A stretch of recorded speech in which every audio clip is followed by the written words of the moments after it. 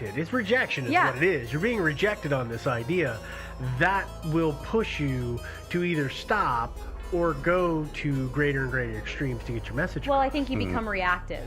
Yeah, and you vilify the people who are perfect answer. But he didn't saying no to you. So you come up with this other method, and your other method happens to be these tiles, and you start laying these tiles over and over again because you feel like this is the only way you can get out. And then suddenly, because you're so reactive and so closeted, people start coming to you and saying, "Hey, we think you're doing this," and you go, "No, I'm not doing that. Stay away from me because if I tell you I'm doing that, you're going to make fun of me." Well, plus it's kind of illegal. You could be fined. Sure, but I think that there are some people who have approached him in this very, really honest way, and if it's that person or not, it doesn't matter.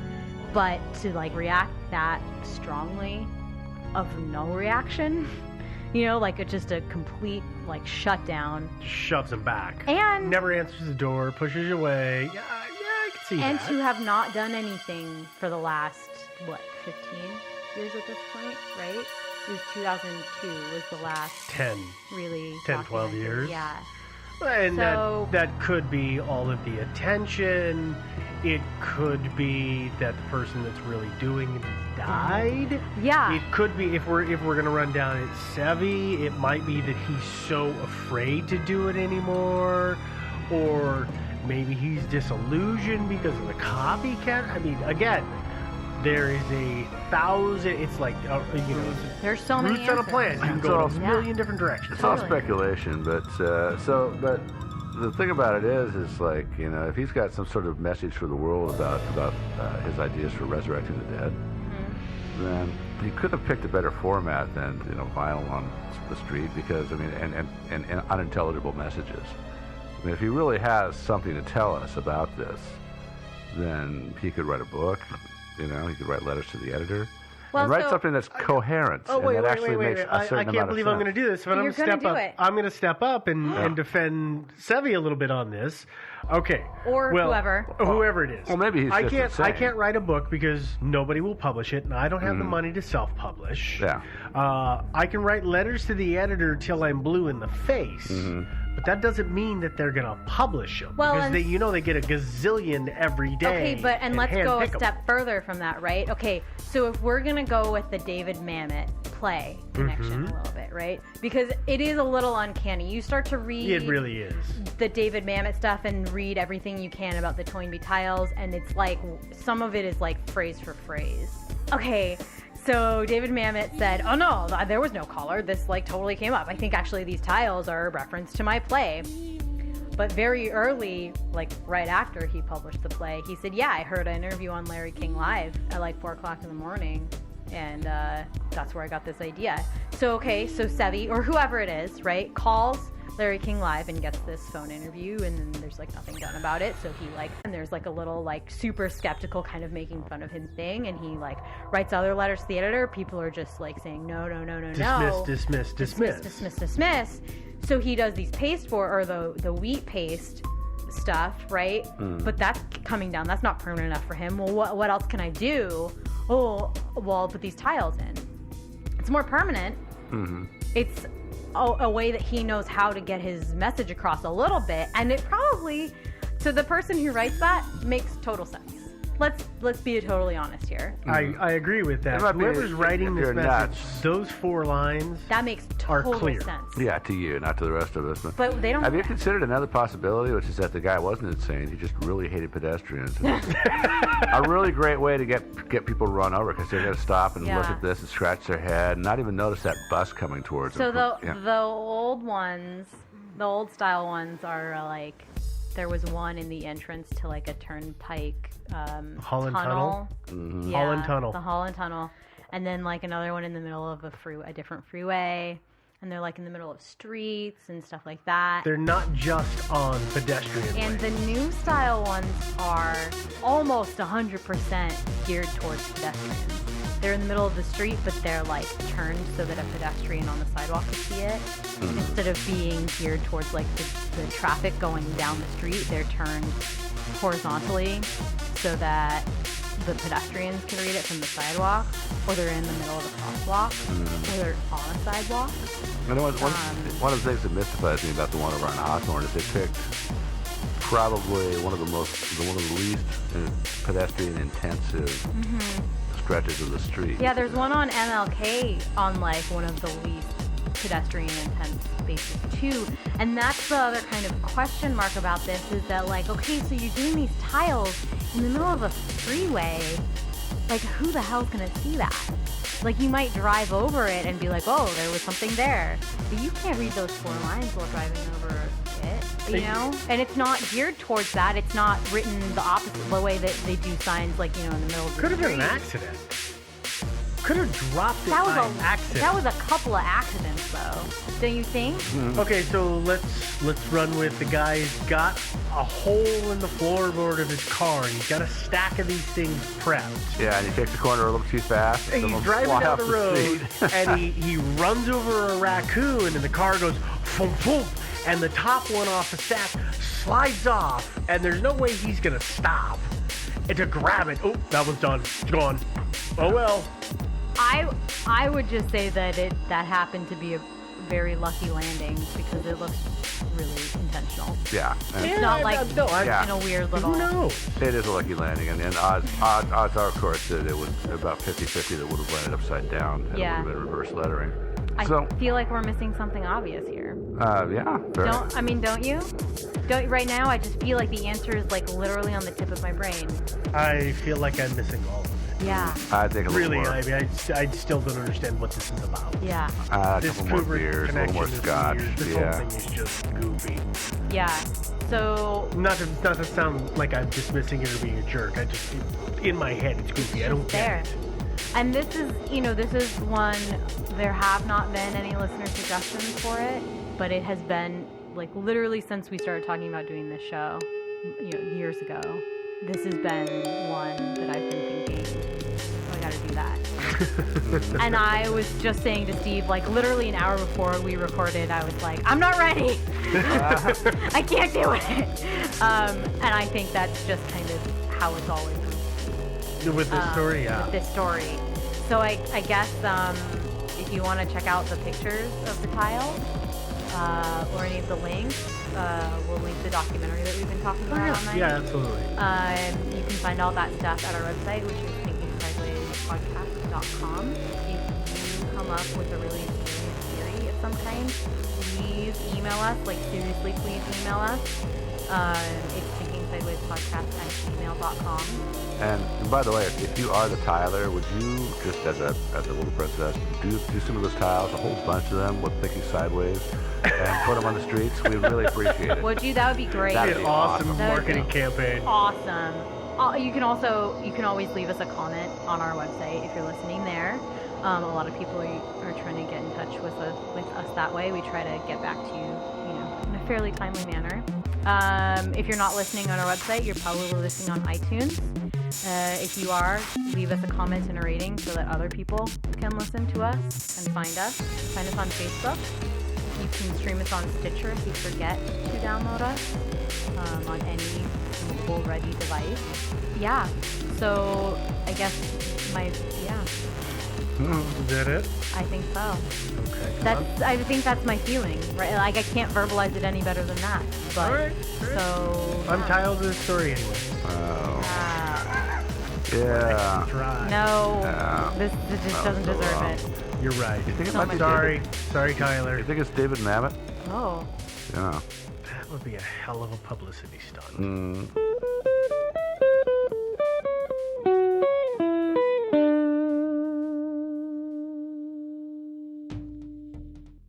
Thinking Sideways is not brought to you by the jealous rival of steel wool, which is the lesser appreciated dish scrubbing tool, sheep's wool. Instead, it's supported by the generous contributions of people like you, our listeners, on Patreon. Visit patreon.com/Thinking Sideways to learn more. Thinking Sideways. I don't understand. Does not compute. You never know. Insufficient data to formulate a reply. What? Stories of things we simply don't know the answer to. Well, hey there, and welcome again to another episode of Thinking Sideways, The podcast. the podcast. I am Steve, as always, joined by... Devin. Joe. You didn't sing that, Joe. I thought we Oh, were supposed to singing say it? today. Okay. Oh, wait, that's the wrong episode. Yeah. Next time. Hand me my guitar. No. So today's episode is part of our summer series, where we're taking some of the smaller mysteries and going over those. So that gives us some time off during the summer, and it allows us some time to research the bigger mysteries Yeah. Yeah, like D.B. Cooper. and stuff Dan Cooper. and things. Just Dan Cooper. Okay. Just the entire summer full of Dan Cooper. Yeah. The summer of Dan. Yeah. 500 Dans of summer. Okay. I'm sorry. You are so proud of yourself. I'm really proud of myself. I woke up at 4 o'clock this morning. I've been awake for a very long time. Okay. I'm That's sorry. a long time. Okay, let's talk about these man-eaters. Sorry. Today's story is the Tsavo man-eaters, and this is a listener suggestion. This was suggested by David. Hey, thanks, David. Yeah, no, this is a fun one. I had forgotten about this until I came across it on the Well, list. it's fun except for the people that got eaten. But, Shush. yeah, yeah. Jeez, Spoilers. spoilers. Yeah. We got to stop doing We this show. really do. Yeah. So, the Tsavo man-eaters are two African lions who, in 1898, who were named locally the Ghost and the Darkness, killed workers on the East Africa Railroad at the Tsavo River, which is today modern-day Tsavo National Park in Kenya. But if you go to do a Google on Tsavo, it's spelled T-S-A-V-O. Yes, it is. Now, those lions, because of what they were doing to the people who were there, they actually stopped the railroad project that was going on. And it wasn't until they were eventually killed by British Army Colonel John Patterson that the project could move forward and complete, at least the part that he was responsible for. But our mystery here, we're going to have to tell the story, but our mystery here is, why did they do it? Why did the lions kill the humans? Yes, not why did the British build the railroad? I think it's because they were hungry. Well, what motivated them, since lions aren't typically known to hunt humans. And they were taking out, according to the story, great swaths of people. Well, They were. they are cats, and cats are jerks. Oh! So maybe that. You just alienated all of our feline listeners. Sorry, kitties. Since Devin doesn't have a comeback for that, we'll go ahead and just start the story. In 1896, the British had decided to build a railroad in their East African colony, and that was going to run from the port city of Mombasa, which is in modern-day Kenya.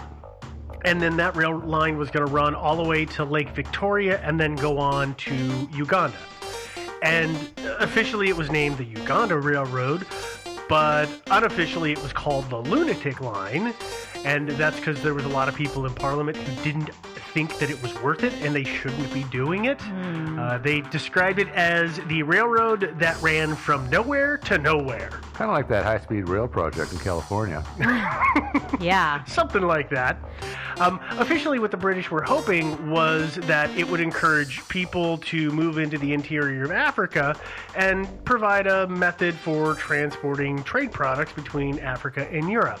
And by people, I mean British citizens, because it was a colony, and they wanted to get citizens in there, because that's how they were going to tame the, what did they call it? It was the Darkest Africa. Oh, your Darkest Africa? Yeah, I think that was what they called it. They considered it a land of savages at the time, is the way that you see it described. It was. I mean, again, it was like the late 1800s. Yes, yeah. So this is based on writings at that time. Before the turn of the was century. that was their description of it. Yeah, I don't know that the term was actually based on the complexions of the people who lived there. I think it No. was more like sort of the, like, you know, like kind of heart of darkness kind of thing. Yeah, It's like, exactly. Yeah. It was a hard place to get to.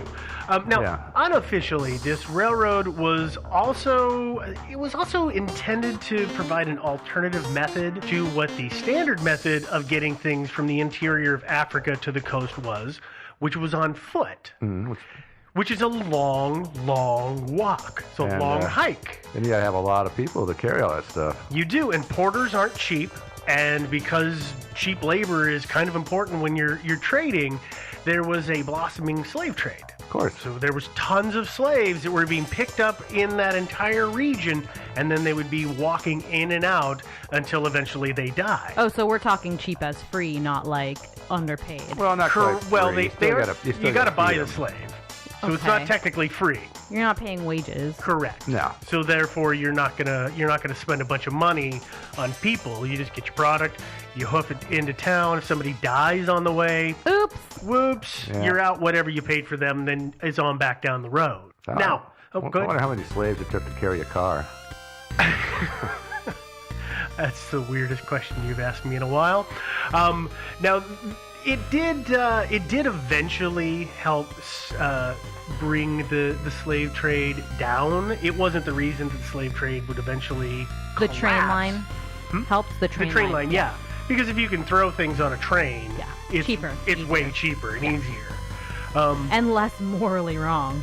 Oh, there's that too. Yeah, for the people who cared. Mm-hmm. I mean, people who were buying and selling slaves typically probably don't have a compunction to worry about that. Yeah, a lot of people still, back in those days, thought it was okay. Yeah, it was standard fare. Yeah. So they're going to build this railroad, and thousands of laborers are brought in, and they are Indian and Chinese. So Chinese? yeah, it was Indians and there was Chinese brought in. They were all as a group. The British referred to them as coolies. They were their laborers. Did the Lions have a preference for one group or the other? Not that I know of. Okay.